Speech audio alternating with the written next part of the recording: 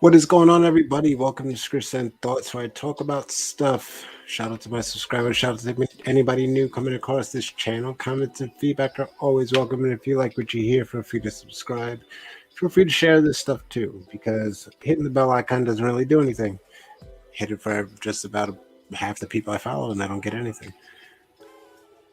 So I'm going to talk about patience and how it's really not always that easy to sometimes keep things separated, like work and home life.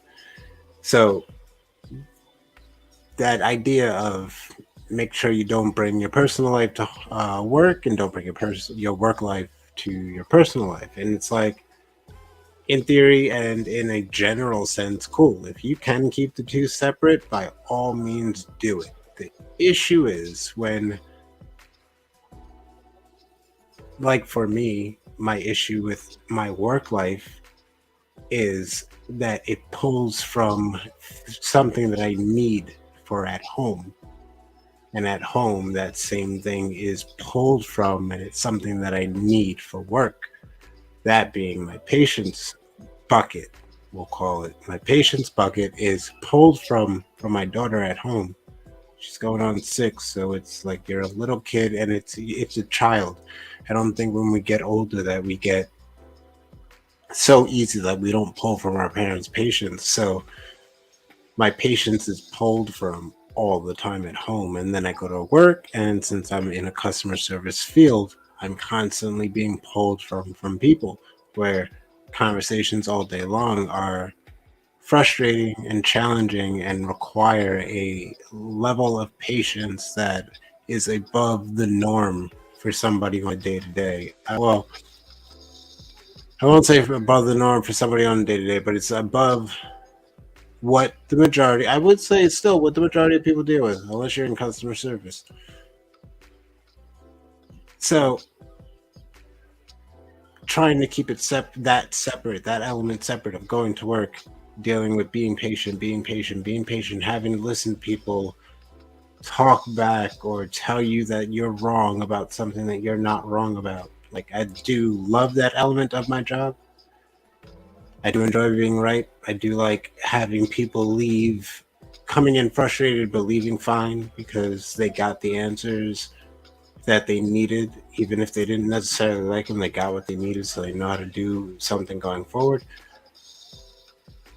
It's like, while I love it, at the same time, I'm like, it's taxing on me. When training a coworker, she was like, "Oh, you must go home tired every day." And normally, I'm like, "Nah," but this one, I was like, I kind of do in the area of patience, because I go home to a 5-year-old to test my patience like the minute we see each other. So it's one where I'm like, well, how do I now keep these two things separate? It's not so easy for me to keep them separate. So what do I do is just constantly refill as I'm pulling from. When big chunks get removed, I'm still there doing what I can to put back in. It's a daily thing that it's really team no days off. There is no day off that you get from practicing building and refilling patience as it's getting pulled from, trying to stretch your limit to when your patience reaches its limit of what can be pulled from. And the second that limit's reached, being able to refill enough so that you can calm yourself down and stop before it does become too much. My overflow tends to come out in me being snarky, condescending, overly sarcastic, or just sarcastic in a way that I know is going to come off like as a bit dickish, but I won't ever go to a point of going overboard. So same with my child, where I don't snap on her, but I have in the past. Not anything wild, but there's like I know where I hit my limit, so I know I have to learn how to refill it better. I have to learn how to refill it more. Talking with one of my boy Dean, co-host in our ZenChaos podcast over on the Block of the Berry channel. I will link that in here somewhere after this video is done. And you'll find the link in the description box. So check us out. We post just something at least every week, touching on different topics, political stuff. hold it.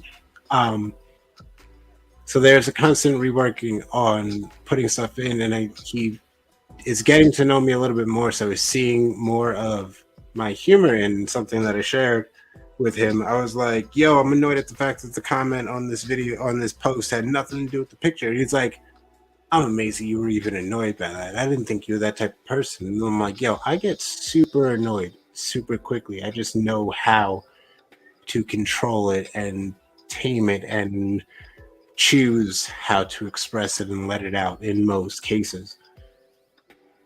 And I'm like, I do that from what I had. It's kind of always been ingrained in me, and then learning about Buddhism, like, sprung it up even more and got me to work on it even more. And then learning about Stoics got me to work on it even more. But it still pushed everything pushed to it. You have to work on this daily. So having conversations with one of my coworkers who I do want to continue to help out, and there's a route that I'm like, I think you kind of need this route before you go down these other routes. But trying to tell her, like, oh, in the heat of the moment when you're dealing with people, you just have to look past whatever they're saying. Like, what they're saying is not directed at you, even though they are super frustrating and can be super challenging in the way that they address things and the frustration level that they'll get to with just not listening to you. Like, you have to look past it. But every time I tell her this, I'm always like, in the end, it's not that easy. Like, it's not, it's simple in theory. The concept, the idea of just, they're not directing what they're saying at you. Sometimes they seem like they are, and sometimes they kind of are, even though they're not.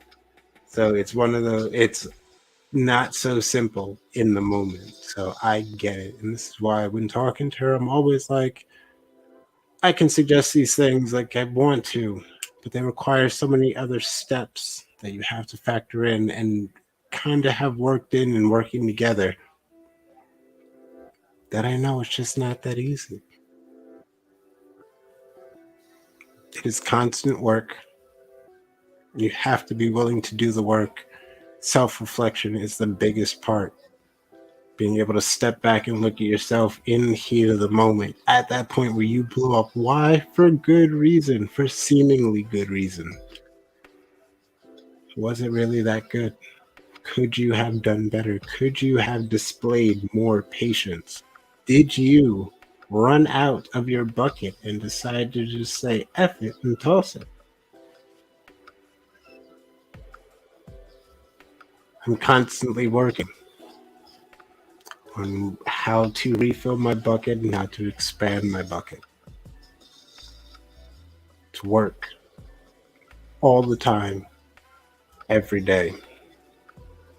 If you want to get better, you have to be ready to commit to work every day. I hope you enjoyed.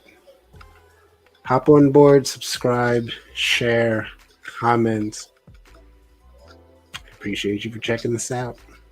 Have a good one.